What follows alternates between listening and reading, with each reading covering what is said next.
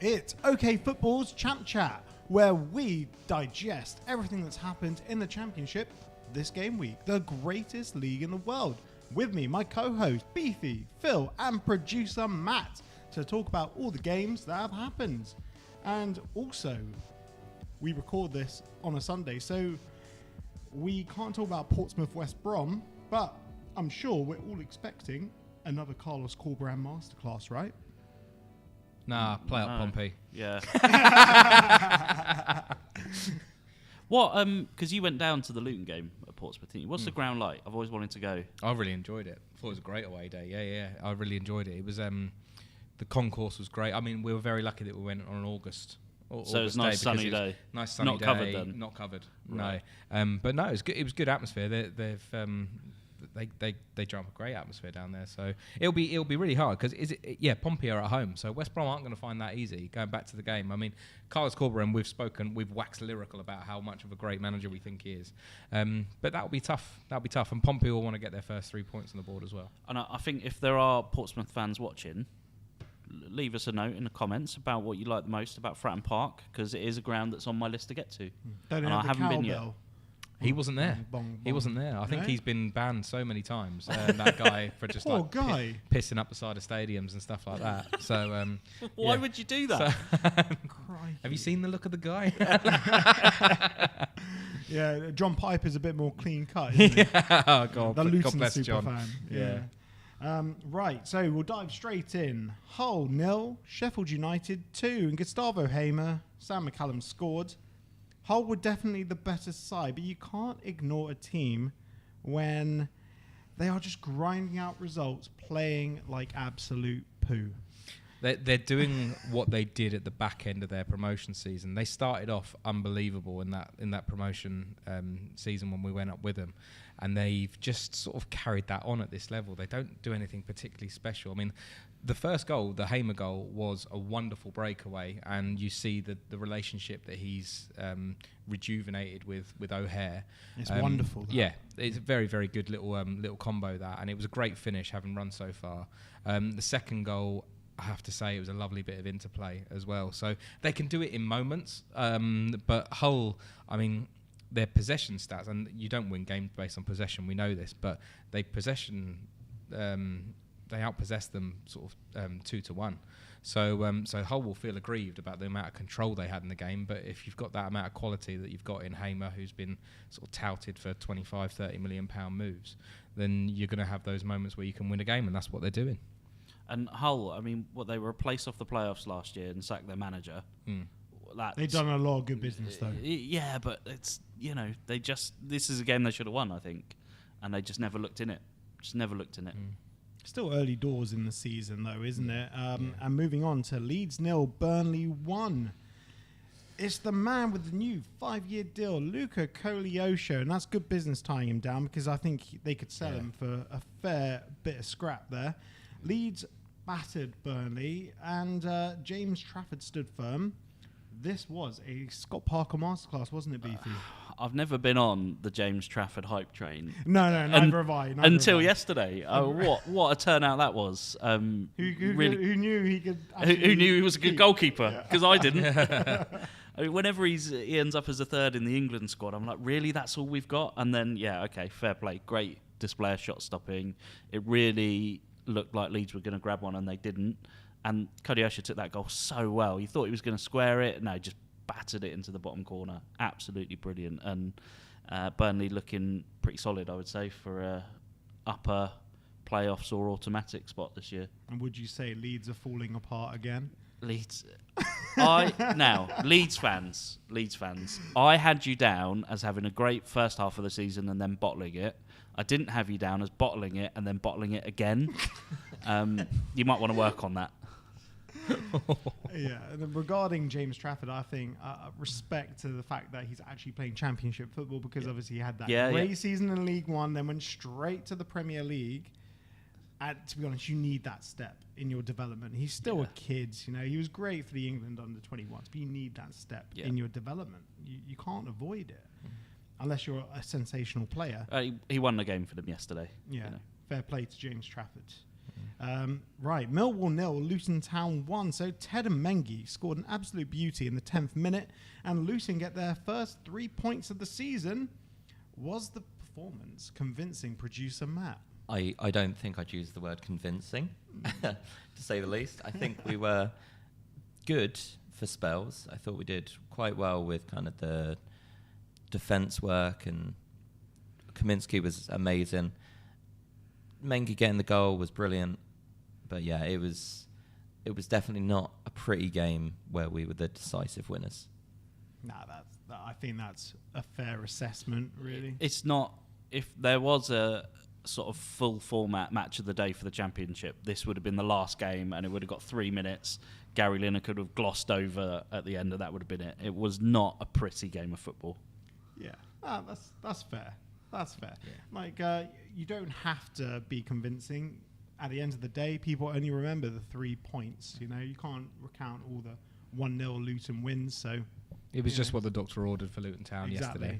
To stop the rot, get the monkey off the back. And now we're going to look at Oxford 1, Stoke 0. The dark horse strike again, producer Matt. Idris El Mazouni with the only goal of the game, and this win takes Oxford United to the dizzy heights of 7th in the table. I've got to say, I'm going to probably buy a lottery ticket next week. No, Oxford have been absolutely brilliant. They have such good pressure play. They were pelting shots at Stoke. Stoke's defence were just torn apart by Dembele and El Mazouni. It was just chaos for Stoke. They didn't have a chance. They were threading it through the defence with ease. I think Rodriguez coming on for Brannigan was a bit of a game changer. His pass across the box, it was brilliant, taken by El Mazouni in the goal. But overall, they were just the better side on the day. Stoke didn't have a chance. Yeah, I saw a lot of El Mazouni at Leyton Orient because one of my best mates is an Orient fan. He raved about El Mazouni. They were delighted they had him on loan back to back for 2 seasons. And it's crazy that he couldn't get into the Ipswich team. But fair play Oxford, like, they show grit, determination. That's how you play in the Championship. And producer Matt with his dark horse claim. And we all laughed at him. We laughed at him. Oxford friends. Yeah.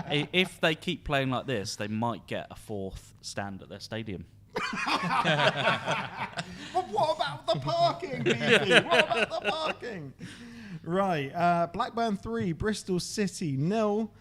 Yuki Ohashi double and Lewis Travers put this game to bed, but on the face of it, it was quite an even game. But it comes down to who takes their chances, doesn't it, Phil? Absolutely, yeah. I've been really impressed with Ohashi. I think that he's been a fantastic sign. I think that's his 4th goal of the season after that brace yesterday. And the thing is, for me, he showed that he can do it on both feet. If you look at both of his finishes, the first one was into the top right-hand corner with his right foot, and the second one was into the top left-hand corner with his left foot. So he's a proper little player. I didn't realise how good he was until the first couple of games, and he's carrying on. So he'll be one to watch out for. Well, if you'd have said who'll be up there for the Championship Golden Boot after this game week, you wouldn't have said Ohashi and Duncan Watmore, would you? No, but here we are. Yeah, no, I thought that, like I say, Blackburn's off the pitch troubles have been one of the things that caught the attention of a lot of people that love doing these prediction videos about who's going to finish where, and everyone pretty much was saying that they're going to be lower down the table. And to be fair to them, they've played really, really well. I think their manager knows this league. He was unfairly dismissed by another club that's in League One. I think fair play to him. Good on him. It's an upgrade on John Dale Thomason. I never really rated his style of play. No, I agree with you. I think they'll be fine.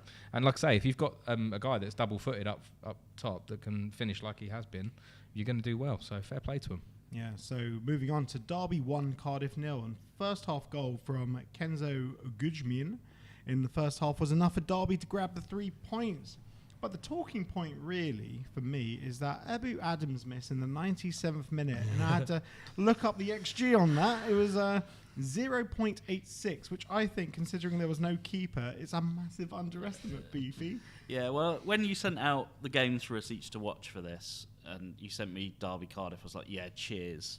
because wasn't that exciting. It was worth it just for that miss. But then suddenly it was worth it because it was one of the most comical misses I've ever seen. And actually, when you look it back in slow motion, it just takes this little bobble and he ends up scuffing it with his left and it's gone wide. But you've done the hard work. You've beaten the keeper. You've run it in. You're 15, 16 yards out and you've still missed it. Unfortunate. I think it's going to be a very long year for Cardiff fans. Very long year. Yeah, and they changed goalkeepers as well that game, didn't they? They're holding everyone up, and they're going to be holding us all up for most of the season, I would say, unfortunately. Right, well, moving on to Middlesbrough 1, Preston 1. Tommy Conway, what a signing he's been. He opened the scoring in the 16th minute, and Frokja Jensen levelled in the first half. And for the majority of this, it looked like it'd be quite simple for Middlesbrough. They created loads, just couldn't score more than one. 6 shots on target, another 4 shots blocked. Producer Matt, you watched this one. I did, yeah. I'd say, as you just said, Borough looked bright. They had the possession, the shots, the XG. From a stat perspective, they should have won. They got the first goal, which was a well-timed run from Conway down the right. Left the defender behind, just a really It was a great ball from Luke goal. Ayling. Like, it's getting rightfully bragged about online. Yeah. Good goal. Woodman didn't stand a chance on that. But I've got to give it to Preston's defence. They were throwing bodies on the line to stop Borough. Got to give a shout out to Potts. He was absolutely phenomenal. He got the assist as well. I thought that it was the defence as well as the goal that kind of saved Preston North End. Yeah, that's Erling Haaland's brother, isn't it? If you believe what you see on social media. Right, next one. Plymouth 3, Sunderland 2. No one saw this one coming, did they? Sunderland took the lead. Plymouth equalised. Plymouth then take the lead. Sunderland equalised in the 93rd minute, and this was a great goal. Joe Edwards grabs the winner. No one saw this coming. Did they, Phil? Not many. No. Maybe someone that's trying to ask me a particular question. Yeah, did you see this, Ollie? I did. So I predicted in our game week 5 prediction video on our YouTube channel, like and subscribe, that I said Plymouth they were due a Wayne Rooney masterclass. I called it. I manifested it. You manifested it. I mean, it was masterclass is a strong description. Strong description. It was 3 points, mate. It was 3 points. And again, for them point of view, it's similar to Luton. It was just what the doctor ordered. They just needed a win. In front of the home crowd as well. I mean, against the unbeaten table toppers. Yeah, and fair play, by the way. I'm going to be completely opposite to you. I'm going to give the Sunderland fans some credit. Well done. That was an 800-mile round trip. It was ridiculous length, and to sell out your allocation is absolutely brilliant. So fair play. Game itself, Whittaker was obviously instrumental in the first goal. I think it pinged off the bar and forced the own goal. And then you got Sunderland that come back into it, and Plymouth go ahead again. And we spoke about before about the loss of Jack Clark for Sunderland and how Mundell's taken over, and he's done it again. He's cut inside on that right foot and hit it into the bottom right-hand corner across the goal. But Joe Edwards just did what he had to do. He got the ball on the rebound on target, and you just see the whole of Home Park go absolutely berserk. And Luton Town go down there next week. I'm obviously a Luton fan, and I'm really looking forward to the trip down there. So I'm hoping that we'll obviously add to Rooney's previous misery rather than allowing him to have a run of games. Well, the odds are in our favour. I mean, he's a man that's won, 30% of all the games he's managed in his career. So 28%. Fingers crossed. Yeah, we should be up for 3 points there. Yeah, fair play Sunderland, though, for a good start to the season, because they got such a young squad. And Reggie Labrie, he won Manager of the Month, but sometimes it's just a curse, isn't it? Moving on to Sheffield Wednesday 1, QPR 1. It was the late show. Barry Bannon in the 93rd minute. QPR equalised in the 96th minute through Alfie Lloyd. Talk about a game that only comes to life in the 90th minute. Yeah, I mean, I couldn't watch this game, so I've only managed to watch the highlights. And something's gone. I don't think you missed much. Well, something's gone wrong when 2 minutes 45 of the 3 minutes of highlights happen after the 90th minute. What was that all about? I mean, that equalising goal was like school football. You all crowd round the ball. Everyone's trying to kick it at once. It was just really odd to watch. The keeper was up there as well, and it looked like absolute chaos. But I thought they should have had a penalty when it was blocked on the line. It looked like it might have been handball. and then they scored anyway, so it didn't matter. But the whole thing was just a mess. Yeah, my only take-home comment from that is, Barry Bannon, please just shave your head, mate. let it go. Ooh, I've seen some bad dudes. It's easy to say when you've still got your hair, though. He looks it? like Tintin, doesn't he? It's pretty bad. Wow. Well, that's the controversial moment. Yeah. Got out of the way. Yep. Right, let's move on to Swansea 1, Norwich 0. An early own goal settled this. It was a very unfortunate own goal. Forsen Amakwa, and as own goals go, it was really unfortunate. Couldn't break his stride, and he got in the way of a squared ball into the box.